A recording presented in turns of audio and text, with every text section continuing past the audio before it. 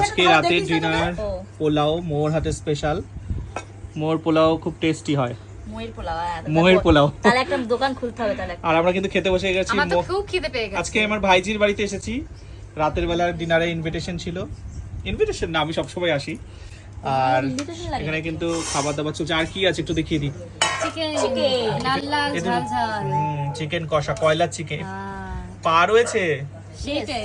বাহ, তো আজকে কিন্তু খাবারটা পুরো জমে যাবে। আর অর্পিতা আসছে, দে চিকেন দে মন। তুমি পাখাও না না, পা দিস না। চিকেনটা রান্না করেছে কে? হ্যাঁ দে। তো এখানে চিকেন, পোলাও, পোলাওটা দেখতে যা অসাধারণ হয়েছে, খেতেও কিন্তু দারুণ হয়েছে। আমরা আগে খেয়েছি।